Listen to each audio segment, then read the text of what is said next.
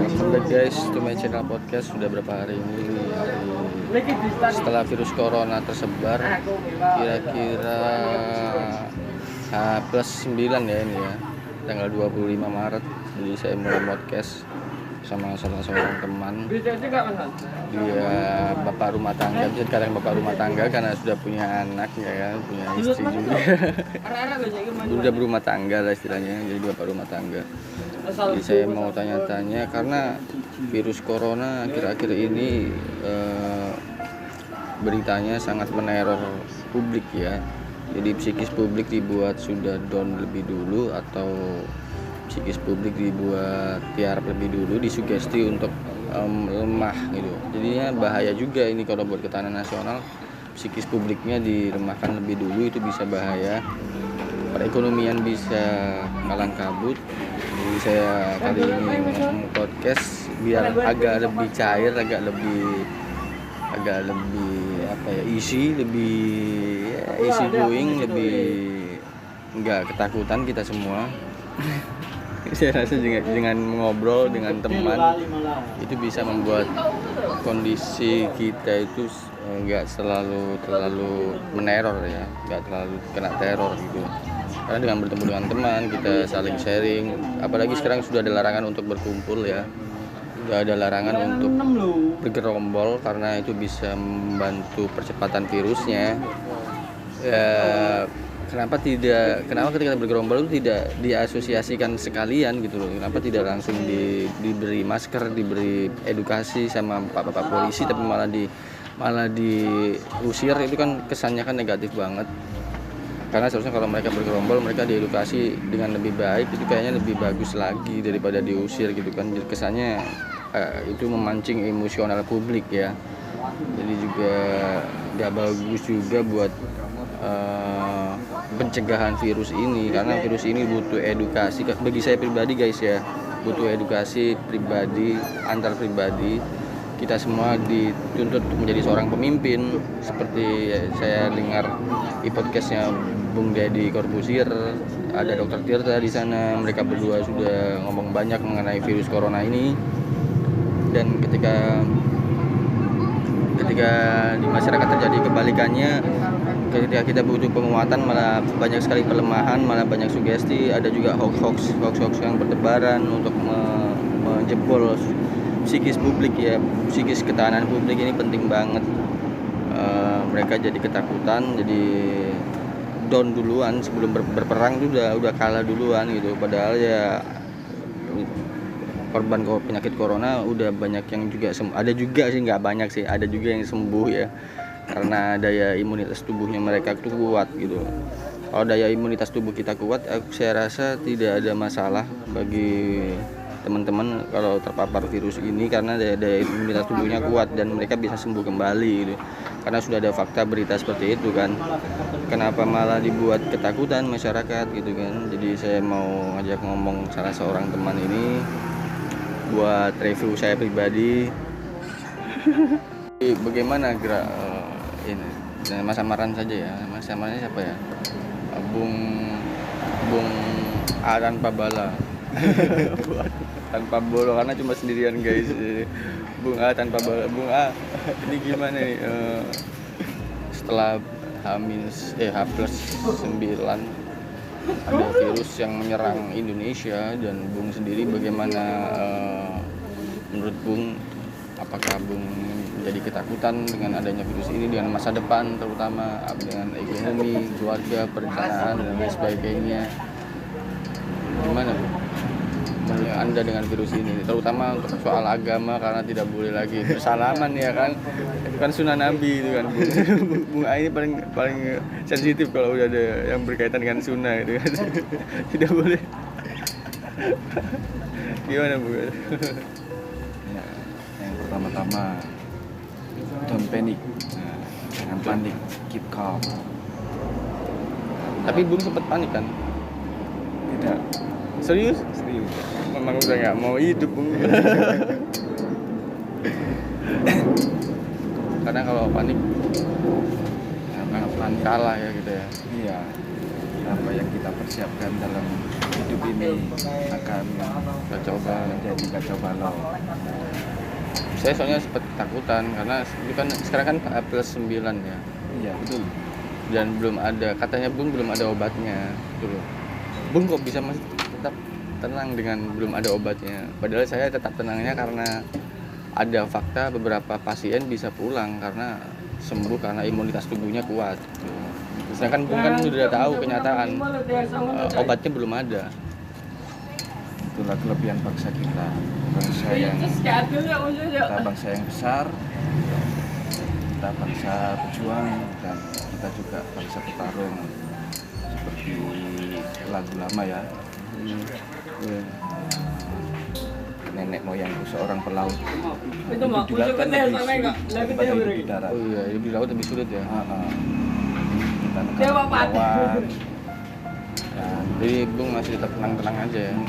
jangan terpengaruh dari banyaknya berita yang terlalu masif, Yang itu mana entah juga itu hoax, negatif. kadang-kadang hoax juga ya Tidak kan. sedikit juga yang hoax. Yang penting tetap tenang tapi waspada, eling lan waspada. Seperti wasiat Gus Dur dalam syair Bantawa itu bisa diterapkan entah itu dalam kehidupan spiritual atau kehidupan bersosial. Kita ini benar-benar kena ya. Psikis kita yang kena ini ya. Iya. Sampai semuanya sepi Bung, jalanan di Surabaya ini sepi guys. Jadi saya tadi kesini enak Bung, sepi banget kayak di desa, kayak di Jombang sana dulu di rumahnya temen. Saya juga. Jadi bisa Ya orderan sepi lah, agak sepi lah, bener banget lah pokoknya. Ini bisa kalau kita kalah duluan dengan virus ini. Padahal virus ini saya sudah bilang ke teman-teman bahwa virus ini itu sama saja kayak virus DBD, cuma virus DBD ada obatnya. Sedangkan virus ini setelah saya berbicara sama Bung A tanpa bala ini, itu ternyata belum ada obatnya. Saya juga kaget gitu kan. Obatnya apa? Terus kok bisa ada yang sembuh? Kok udah ada yang dipulangin? Oh ternyata obatnya adalah lebih mudah teman-teman. Imunitas tubuh, sugesti diri sendiri. sugesti psikis dulu sendiri. Kita jangan sampai kalah sugesti sama berita-berita pemerintah. Karena penyerangan terhadap teman-teman yang berada di warung kopi yang seharusnya diedukasi malah diusiri, itu kan malah kita nggak bisa mencerdaskan bangsa, malah kita membodohkan bangsa, bikin kita malah membuat kepanikan massal, malah berbahaya lagi gitu. Jadi lebih gimana ya, lebih calm lagi gitu, nggak asal surat duduk gitu. Dan yang terpenting jangan panic buying. Kebutuhan dasar, kebutuhan pokok, Jadi kebutuhan dengan jumlah pokok yang besar. jangan jumlah yang besar. Itu panik buying ya. Iya. Oh itu jadi panik buying juga ya. Karena itu benar ekonomi kena. Pada ketakutan semua kalau nggak ada. Saya dengerinnya tuh setelah saya merasa santuy itu setelah dengerin podcastnya Bung Deddy Corbuzier ya. Terima kasih sama Bang Tirta ya, Dokter Tirta, maksud saya bukan Bang, karena dia dokter cuma ngakunya wirausaha dan dia sudah mendonasikan sekitar 200 juta ya, kalau nggak 200 miliar sampai 2 triliun ya, nggak tahu berapa buat beli masker, buat edukasi ke khalayak. Saya jadi lebih tenang guys setelah dengerin YouTube itu, soalnya selama seminggu ini saya di rumah nggak ada ketenangan, nggak ada penenangan berita yang bisa bikin tenang tuh apa. Ternyata ada juga Bang Deddy akhirnya rilis YouTube-nya dia yang baru. Akhirnya saya bisa dengerin dia podcast gitu kan sama Bang Tirta, akhirnya lebih tenang. Saya dengerin keterangan dari Bang Tirta jadi lebih tenang. Oh ternyata kalau daya tahan kita kuat, kita sering bersih-bersih, kita kedisiplinan diri ya, kebersihan diri itu kuat, virus itu nggak akan bisa menyerang kita gitu loh. Buktinya memang ada yang sudah sembuh bahkan karena imunitas tubuhnya lebih kuat. Jadinya saya lebih tenang. Saya kira awalnya itu seperti di game-game Resident Evil gitu. Game Resident Evil itu kan kalau kita tahu kan ada Umbrella Corporation gitu kan, mereka bikin virus, mereka nyebarin virus gitu kan. Akhirnya saya lihat Pulau Jawa ini kayak banyak zombinya gitu. Jadi saya ketakutan udah di alam bawah sadar udah ketakutan di background alam bawah sadar saya. Karena udah banyak zombie berkeliaran di Pulau Jawa, apalagi di Surabaya ini, di ujung Pulau Jawa ini. Tahu zombie sebenarnya ada di gedung DPR dan MPR. Iya, zombie itu ada di gedung DPR dan MPR padahal sebenarnya cuma mereka sehat banget itu kan. Nah, kita ini di bawah ini jadi kena anjir kalau kita yang kayak zombie gini gitu. Kita yang jadi zombie padahal zombie yang bahaya di atasnya di bocah-bocahnya.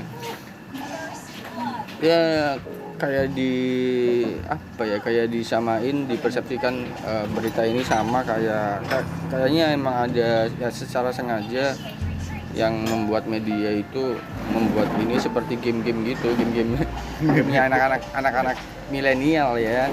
Game anak milenial kayak Resident Evil kan memang ada game Resident Evil itu zombie itu kayaknya memang sengaja ditakut-takuti dengan cara seperti itu kita ini gitu. Sugesti-sugestinya jangan kalah di situ, dan saya merasa bertanggung jawab buat nge-podcast ini supaya kita nggak kalah sugesti gitu ya, kalah sudah dalam sugesti gitu, kita nggak kalah duluan sebelum bertarung gitu, jaga kesehatan, kebersihan ya, terus tetap tenang, calm, santuy, jangan sampai ketakutan dan panik karena itu akan membuat semakin aura kekalahan kita semakin kuat. Itu kan ketika virus itu ada bahkan sampai kita mau beli apa pakai uang kertas itu dilarang kan. Itu ada agenda ekonomi juga sepertinya gitu ya, agenda ekonominya supaya kita itu beralih ke uang digital. Sebenarnya itu baik sih, itu tujuannya baik supaya kita beralih ke uang digital, karena memang uang yang konvensional itu sering kotor dan dekil ya kan, dipakai oleh banyak orang gitu, dan nggak baik buat kesehatan yang megang uang itu gitu. Sekarang pun lebih praktis ada uang digital dan tidak bisa dipalsukan gitu kan, uang digital. Informal sing kudu kontak langsung kayak wako, kan beca atau apa, Gojek sing harus ketakutan. Ya, mereka lebih ketakutan kayak iso mangan. Iya, nggak bisa makan ya. Kayak iso mangan.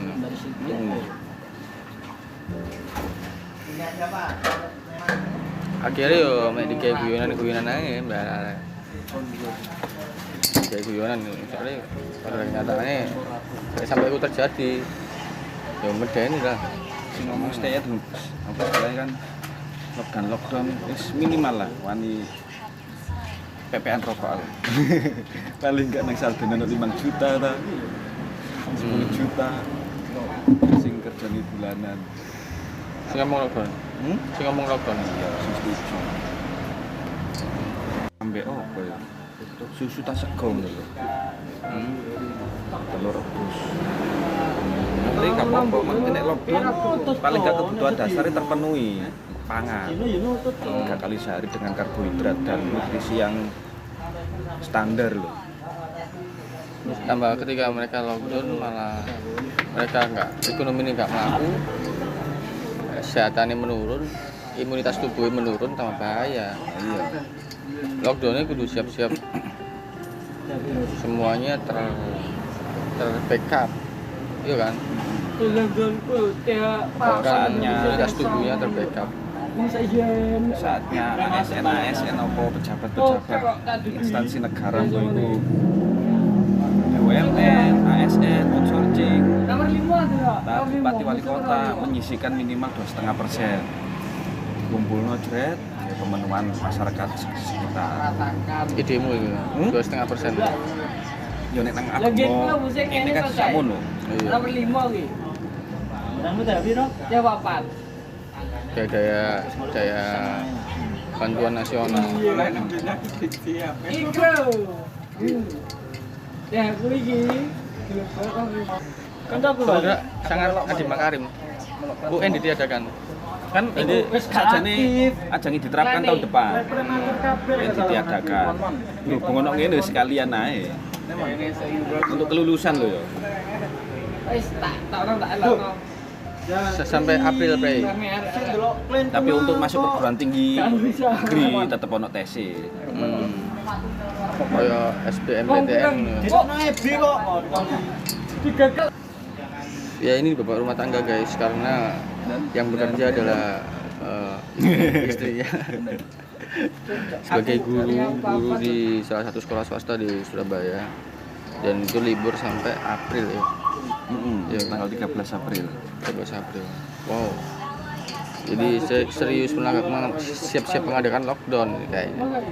Iya. Betul. Jadi untuk pelajar SD, SMP, SMA harus mengikuti himbauan pemerintah karena masa-masa itu memang kan masih terikat dengan peraturan. Oh iya. Selain nggak boleh gondrong, nggak boleh merokok,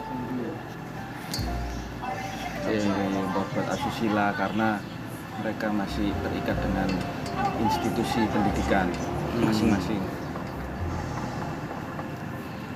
Jadi himbauan pemerintah kan belajar itu harus benar-benar belajar di rumah, harus pengawasan orang tua atau lingkungan keluarga karena mungkin orang tuanya ada yang masih bekerja di luar.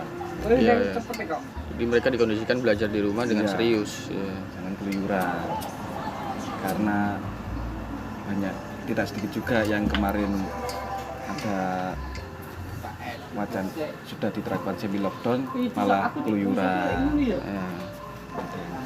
Ke tempat wisata, ke warnet, ke warkop, ataupun ke tempat-tempat lainnya. Para pelajar ini kan harapan bangsa untuk kedepannya. Iya, belajar ini harapan bangsa. Tidak seperti kita ini yang Kita yang sudah duluan kalah ya, yang sudah duluan tiarap cuy. Jadi di harapan baru ini harus lebih baik lagi. Makanya diliburkan oleh Nadiem Makarim, dipersiapkan sebaik-baiknya, gimana mereka bebas dari corona. Terus imunitas tubuhnya paling enggak lebih kuat lah dibandingkan dengan generasi yang ada di atasnya. Iya kan? Ya, karena mereka adalah pengganti penerus